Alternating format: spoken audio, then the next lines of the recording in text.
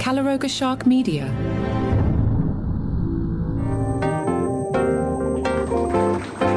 I am not sure how I feel about Mark Normand right now. Hello, I'm Johnny Mac with your daily comedy news. When I work with Jim Brewer, Jim had a phrase, and pardon my French here, but Jim had a phrase which was, don't be a dick. And then he would explain, you know what a dick is. Don't be a dick. Mark Normand was on Maury Povich's podcast. The headline, comedian Mark Normand admits he just made up a story about Netflix trying to censor him. Let's listen. But here's the thing. You and Netflix have had problems. Oh, yeah? Yeah. What do you mean? Didn't they take out a bit? No, I fabricated that. You fabricated? Well, they the Muslim bit? Well, they said, hey, could you... I picked a bunch of jokes that I wanted to use to promote. They said, give us a few jokes you like, and we'll put them out on the internet. Right. And they said, let's not do that one because the internet is crazy and people get worked up. And so I made it up in this whole story. So that was on me. I lied. They didn't do anything wrong. I did. You admit that? Yes. You got an exclusive. Would See? Chappelle ever admit that he did something wrong and not? Probably not. No. He does what he wants and smokes a cigarette and has a drink and moves on with his life. Website humorism.xyz writes, I almost can't believe what I'm watching. He admits so breezily that he smeared the people releasing a special for no reason other than to tell an Islamophobic joke? Does that count as a joke? Is it comedy to tell a bald lie about yourself manipulating Netflix into saying Muslims are dangerous? Is it comedy to say the story you made up is kind of a microcosm of phony progressivism? Gosh, I don't know if it is. So my initial reaction was outrage, outrage, outrage. But when I listened to the clip, I'm not sure here. Are we in the territory of Netflix did kind of sort of ask him to change it up, and he, being a comedian, took a basically true premise and exaggerated it? Or is the whole thing made up? I'm not sure even after listening to it. So that's my open. I'm not sure how I feel about Mark Normand right now, but as Jim Brewer said, don't be a dick. Nate Bargatze returned to social media. You may recall people are upset that Nate went to a UFC fight and took photos with people like Robert F. Kennedy Jr. and Speaker of the House Mike Johnson and Arkansas Governor Sarah Huckabee. He also took photos with Cheryl Hines and Joe Rogan. Nate had been silent on social media after people got mad. 11 days after the quote-unquote scandal, Nate Bargatze returned to social media, promoted 3 cities, 4 shows, 1 great weekend. He wants you to go see him in Houston, Austin, and Corpus Christi. However, the Daily Beast suggests it appears that any remark critical of Bargatze is being deleted. Comments that reference the Trump administration or reflect the fierce backlash within Bargatze's fan base have either been hidden or removed. One comment had said, condemn the horrid comment about our former First Lady and apologize/explain your WH visit to your progressive/Mexican-American/feminist fans. You had some, many in fact. We liked you. We simply want clarity if you value us or not. You may recall one UFC fighter said something horrible about Michelle Obama that I will not repeat. One user acknowledged that comments are being deleted, writing, we'll see how long this comment stays up. Well, I guess it stayed up long enough for the Daily Beast to see it. I don't know. I think we're blowing this one out of the water a little bit. I'm not going to defend the Michelle Obama joke, but Nate Bargatze went to a fight and took some photos with some people. I forgot to mention this one in yesterday's show. Friend of the show, Scott Beckett, put this in front of me. You may recall W. Kamau Bell wrote a feisty Substack suggesting that Nate Bargatze not be in photos with fascists. Steve Byrne wrote, W. Kamau Bell called Nate Bargatze a fascist. That's like me calling W. Kamau Bell a comedian. I love comedian fights. Everybody, let's keep fighting with each other. This is fantastic. How about Carlos Mencia? He's back on stage, yeah. The Las Vegas Review-Journal said it was just past midnight on Wednesday, but the party was still in full flourish for Carlos Mencia. The veteran comic had taken over the karaoke show at Jimmy Kimmel's Comedy Club. Wait, can I start a controversy? Does that suggest that Jimmy Kimmel suggests that possibly, perhaps, maybe people should evade paying their taxes? Not saying that Carlos Mencia did that. I'm just trying to stir it up. Or is it just that Carlos Mencia has a residency at the club and showed up again? Who knows? We're told wearing black Adidas sweatpants and a Star Wars Stormtrooper t-shirt. I might actually be wearing that outfit right now. No, I'm actually wearing a Jackson Heights pigeon shirt, which if you're from New York City, you get, and my gray summer pants. I'm not in my usual full Sandler. I digress.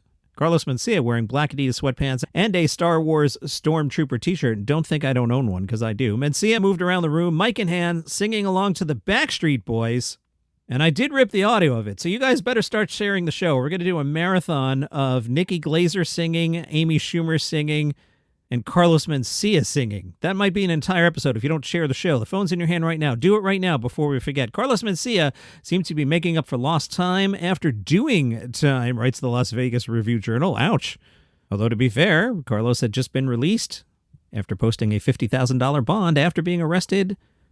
He has been charged with tax evasion, allegedly owing the state of California $300,000 in back taxes. Anyway, Carlos Mencia arrived just before the 9:30 show. Mencia cut to the chase about his still fresh incarceration. He had written 20 minutes of new material.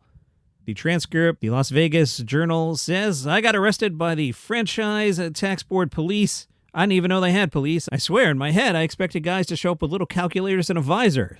So now I'm freaking out, right? Like everybody else. I'm going, what the F have I ever done to deserve all the crap that I've gotten? I became the poster boy for joke stealing, and now I'm the poster boy for not paying taxes. Now, I'm not a professional comedian, but I feel like he should have paralleled that and said, I would have tagged that with, and now I'm the poster boy for tax stealing, which I think would have just rolled better. But again, I'm just a dope in the basement, and I'm sure he told it better. Mencia said when he was locked up, he noticed a video camera showing him as he used the toilet. Review Journal writes, navigating his personal hygiene with no toilet paper provided and a pretty gross retelling. The comic said he noticed a small video camera overhead. He was concerned that footage from inside the jail would reach the public. Quoting Mencia here, dude, if there's a Joe Rogan fan in there, it's going to come out. You may recall it was Joe Rogan who started the whole Carlos Mencia joke thief thing. Mencia told the crowd he had lent $4 million to his family over the years, including his 11 sisters, 6 brothers, and 78 nephews and nieces. Mencia said, but now that they found out that I owe all these taxes, nobody's asking me for money anymore. How awesome is that? Mencia, after the show, said he's restricted what he could say publicly about the case because there are attorneys involved. And then he went to the karaoke party. Mencia thanked the audience, saying, I don't know how many of you came to support me or to see what I might say. I don't know which one it is, but I will forever be grateful. And for those of you that thought this is going to get to Carlos, it's not. I'm never going to stop entertaining you, never going to stop being funny for you, never going to stop being the voice ever. So let's finish this show, go downstairs, and have some more fun. Louis C.K., remember that guy? He's back. He's got a special on Netflix today. On the Substack Switching Codes with Eric Deegans, Eric writes, some people have suggested that it's difficult to know how to handle someone like Louis C.K., who is still relatively young and capable of creating a lot more projects. He's been away from most mainstream entertainment for years. They might say, isn't that enough? For me, writes Eric, it's much less about how long they've been gone than what they've done to earn their way back into mainstream show business, besides proving how much money they can make someone. Has he fully admitted how he's harassed women in the past? Did he apologize directly and publicly to them? Has he helped any of the women who spoke honestly about what he did and saw their careers atomized afterwards? Hollywood prefers to avoid the kinds of admissions which can bring lawsuits and morals clauses, writes Eric. Instead, the big business of entertainment would much prefer a situation where a star stays underground until the social blowback has passed, emerging with a tale of redemption and renewal just in time to sell tickets, streams, memberships, and more. Already, Louis C.K. has won a Grammy for Best Comedy Album in 2022, and it's a sure bet he'll be a contender when his new Netflix special gets released as an album. Back in October, Pajiba wrote, are we saying, okay, well, it's been 8 years, he's paid his debt by going out on sold-out tours, successfully releasing comedy specials independently, and by winning a Grammy just 3 years ago? Am I being unfair? Am I being an overly sensitive, triggered lib? Should I just shut up and let it go?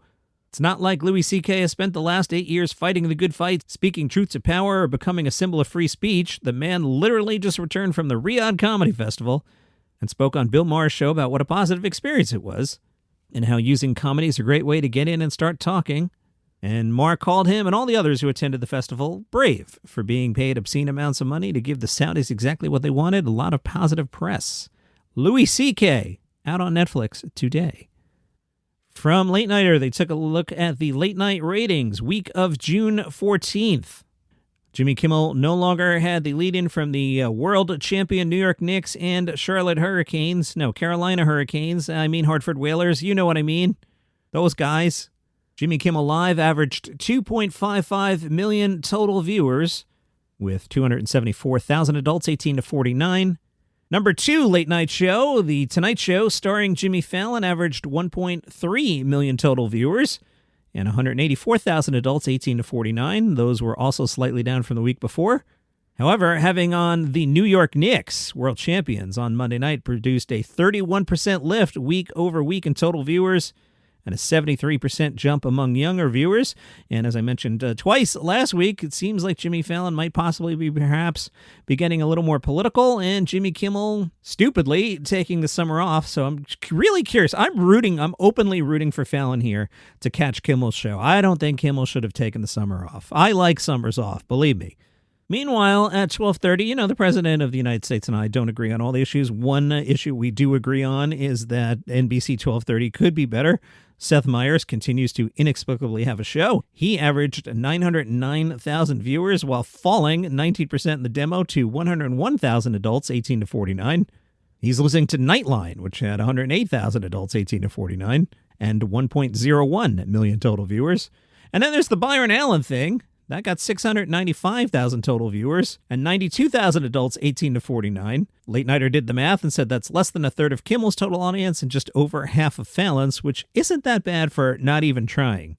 Why don't you mention Gutfeld? Here's why. Because it airs at 10 p.m. Eastern, 7 p.m. Pacific. Is 7 p.m. Pacific a late night show? No, it's not. Stop, Gutfeld.